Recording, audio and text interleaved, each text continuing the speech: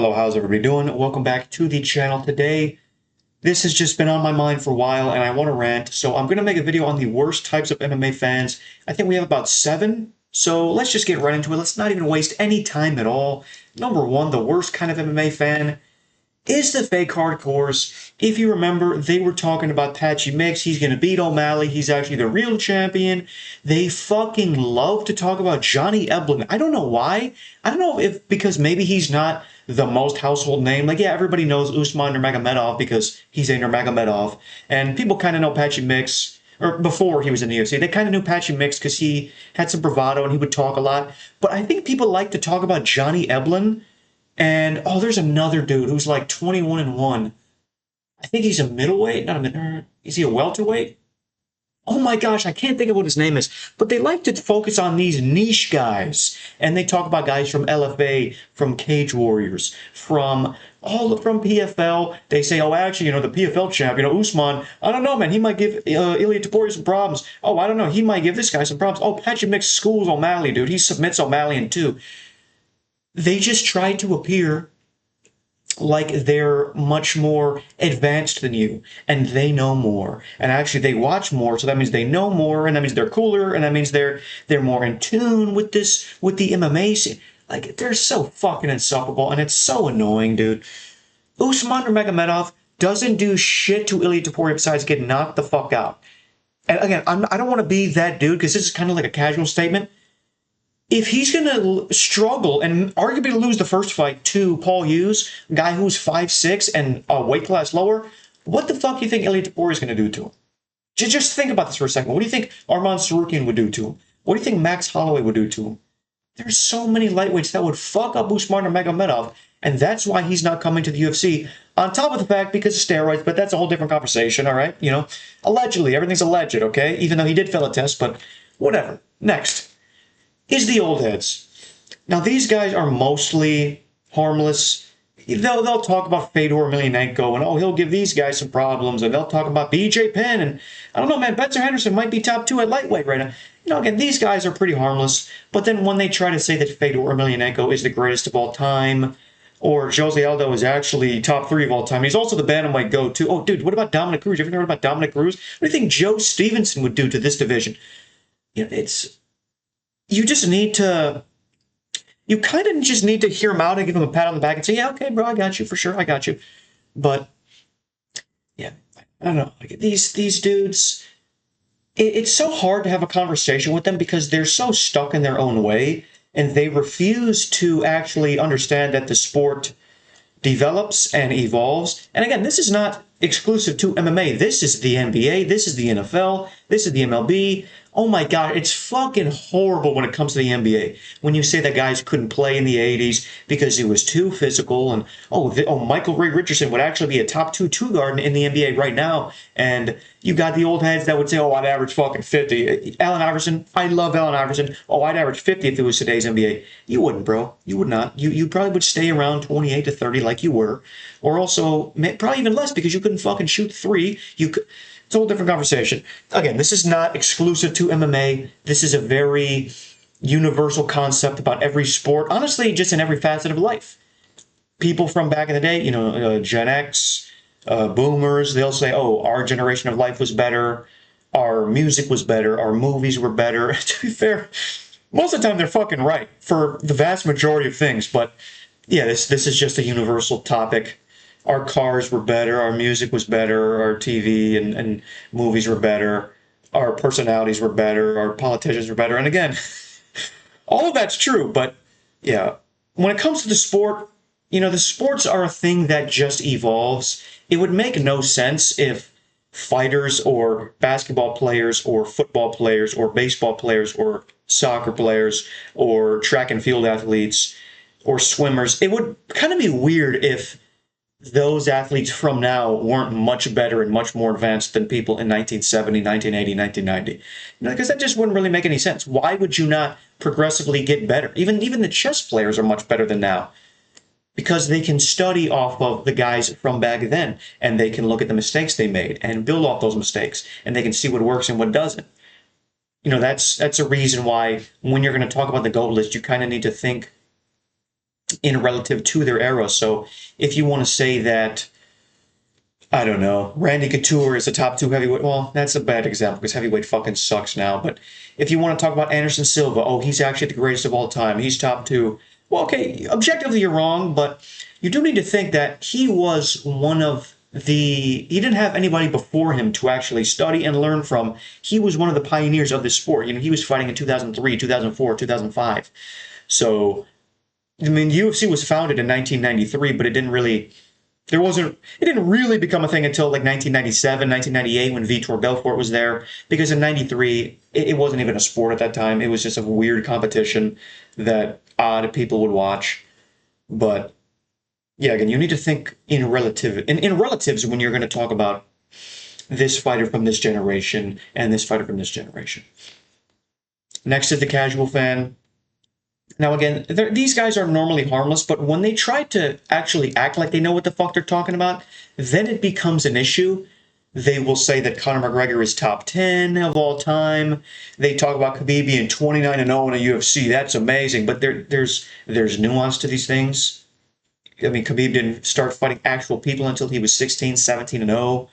In his 15th UFC fight, not UFC fight, in his 15th MMA fight, he was fighting guys that were 1-1, that were 2-6. There's obvious nuance to that.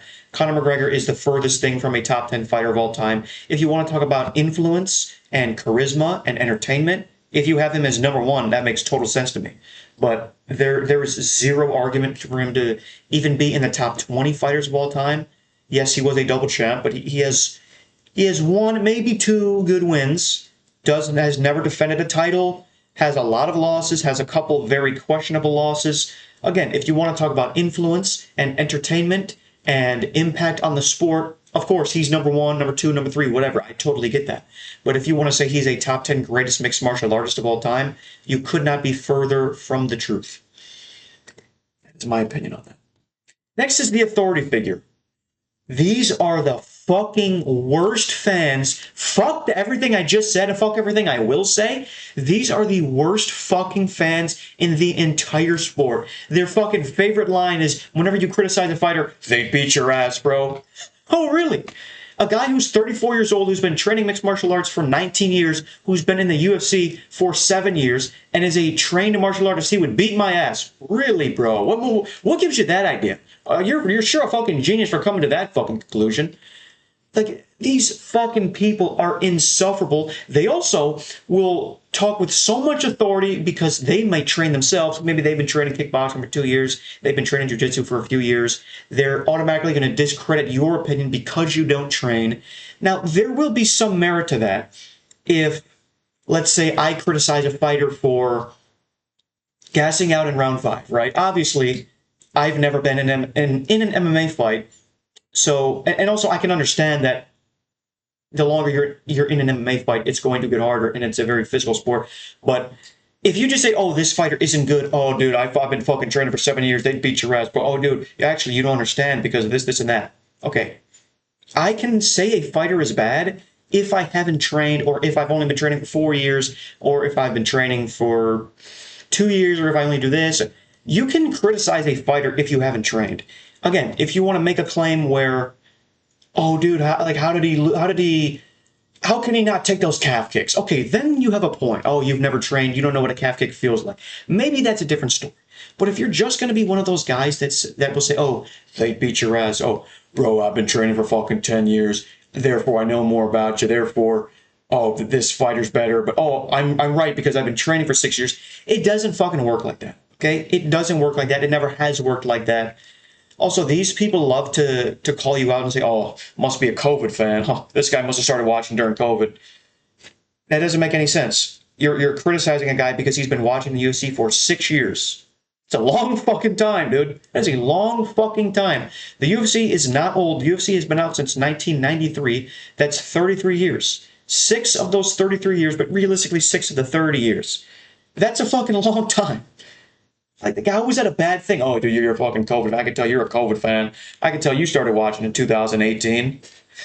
Okay, I've been watching sport 8 years. That's a fucking very long time, okay? Does that mean I'm inferior to you because you've been watching sport for 11 years? Like, okay, I get it. It makes sense. Oh, if you said, oh, bro started watching at UFC 300, that makes sense because that was April of 2024. But the COVID fan thing just never made sense to me.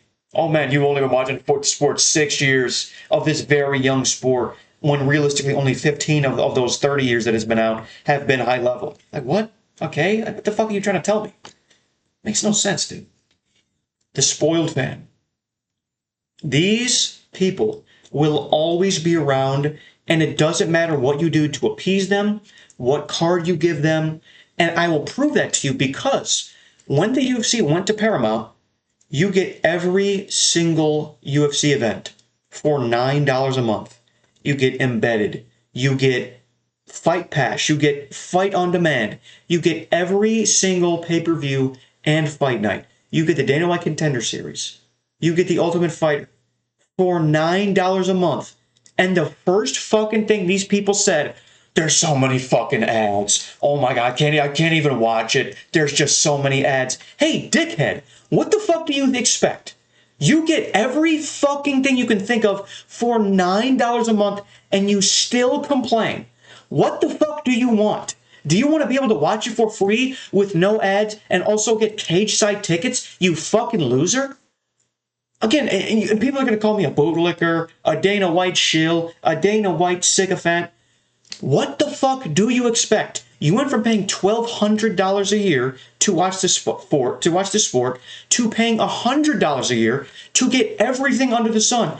Embedded, Ultimate Fighter, Fight on Demand, Fight Nights, pay-per-views. You get everything you can fucking think of. And you still complain because there's too many ads. Hey, newsflash, have you ever watched anything on television? Have you ever been to fucking Times Square? Have you ever been driving on a highway and saw a billboard? What the fuck do you think this world is? This world is advertisement. Everything in this world is sales. Everything in this world is trying to sell you something. There's going to be an advertisement. I got fucking news for you, bro. You've been given everything on a fucking silver platter. $9 a month. That is a fucking utopia. We're living in a UFC utopia if you're in America. If you're in Canada, I get it. I'm pretty sure Australia gets it too. And you still will fucking complain. You'll fucking complain that there's not 6 title fights on every pay-per-view. Oh, this fucking card is stacked. Oh, bro, this card's cursed because this fighter had to pull out. Hey, newsflash, that's what fucking happens. We're in a sport where people throw punches at each other's faces. When they kick each other in the fucking head, you're going to tear an ACL. You're going to break a hand. You're going to break an arm. You're going to miss weight. You're going to do all of these things. That's just the nature of this fucking combat sport. Jesus fucking Christ. I fucking hate these fans. I fucking hate these fucking fans. They make it so fucking insufferable. What do you expect, bro? Do you expect the Paramount deal to come with cage side tickets and behind the scenes access and you get to meet the fighters and you get to make the fights as well? Fuck off. Fake fans.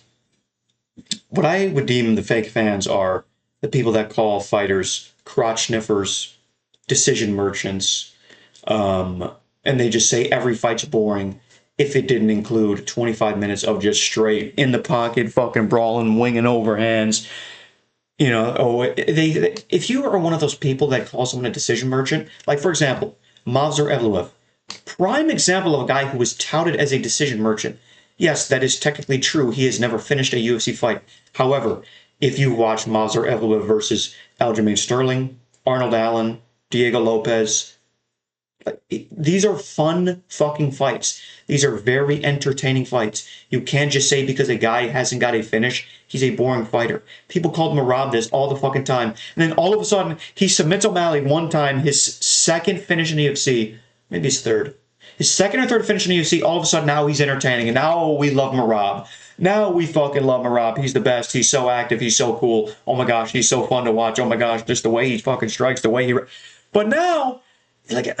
These fucking people. But before that, you know, when he's dominating Petr Yan, taking him down 11 times, shooting 49 takedowns, outstriking him in that fight, landing 150 strikes, when he's having a really fun fight against Henry Cejudo, when he's having not a fun fight against Jose Aldo, but when he's having a fun fight the first time against Sean O'Malley, oh, he's a fucking decision merchant. This guy's boring. Oh my, dude.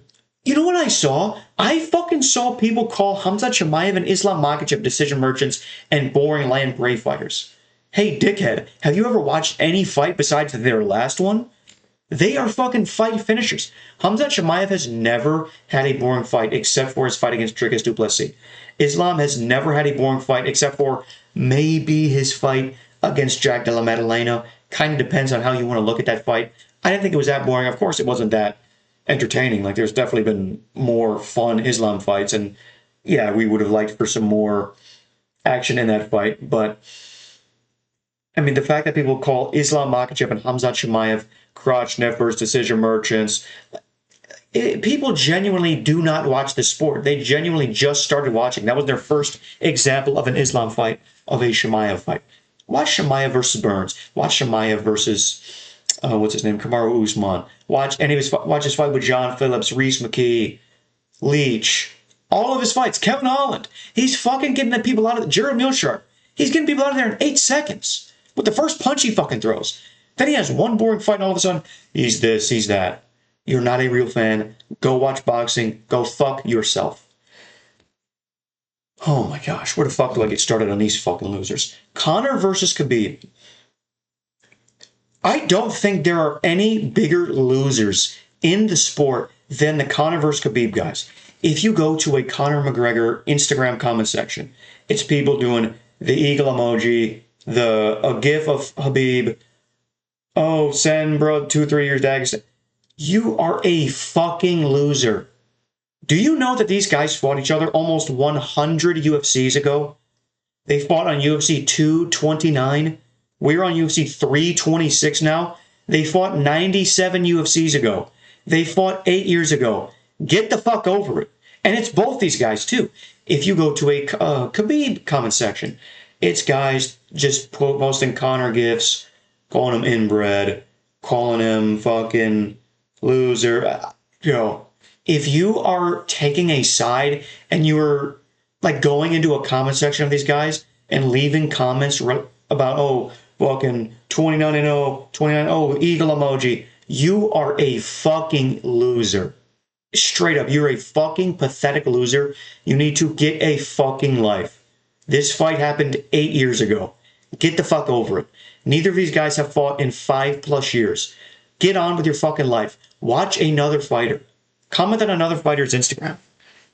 Yeah, I get that this was the biggest fight in UFC history. And, Khabib jumped the cage and went at Conor's guys. Like, okay, maybe I get it if you have a grudge against these guys. If you're fucking Artem Lobov or you're one of Conor's guys or you're one of Khabib's guys, I get that you don't like each other. If you're a fucking fan and you're picking a side, I'm a fucking Khabib fan, bro. 29-0, the Eagle. You are a fucking loser, straight up. Is that it? Is there one more? Yeah, the unoriginal weirdos. I mean, this isn't that bad, but it's just the people that are like, oh, bro, send dude 2-3 years Dagestan and forget. Who the fuck is that guy? Hamzat versus the common cold, right, guys? Because he pulled out of fights because he had the cold one time. 2-3 years Dagestan because he can't wrestle. So you should go to Dagestan to learn the wrestling. It's a funny joke, right? Who the fuck is that guy? Because he said that once in a press conference in 2015. So it's like funny because it's Conor McGregor. He's like, bro, grow the fuck up, dude. Are we being fucking serious? These are the jokes we make. These are the only things you'll see in comment sections. Oh, send dude 2-3 years Dagestan, right? Because he got taken down and he can't wrestle. He's not a good wrestler. So send him to Dagestan so he can learn how to wrestle. It's just not funny, dude. This honestly, what I've learned from filming this video is that this sport is filled with a ton of 14-year-old fans, 15-year-old fans. The fuckers that think Josh Hokett is funny. The fuckers that think Colby Covington is funny. Like, yeah, now that I think about it, we really are just filled with 14 and 15-year-old fans. And I guess that's kind of the price that you have to pay for Paramount getting the UFC and making it more mainstream. And I guess that's the price that you have to pay for the growth of this sport. And honestly, like, it's not even that bad. Like, if I see a 2-3 years Dagestan comment, like, it's not that fucking bad. Like, I'm not like angry when I see it. I'm just like, okay, wait, we're still saying this. Like, this is really funny. Who the fuck is that guy? We're still saying this. That's really funny. It's not a bad thing, but just we gotta diversify the humor. We need to grow up, and I don't want to be seen as this fucking dude who thinks nothing is funny because that's not the case. I'd say I have a pretty good fucking sense of humor, but I think the vast majority of UFC fans do not have a good sense of humor, and it's just 15-year-old jokes, Colby Covington jokes and shit like that. But yeah, I want to say that's it. Yeah, that's it. So I want to thank you guys very much for watching. Share this video. Follow me on Instagram and TikTok at VinceMMA1. Be sure to subscribe. We're doing just about daily uploads. I think I've posted 7 videos in the last 8 days. So I'm trying to get no less than 5 videos in a week. Go to 3punchconvo.com. Use my code VinceMMA for a first free month. Link will be in the description. Thank you very much for watching.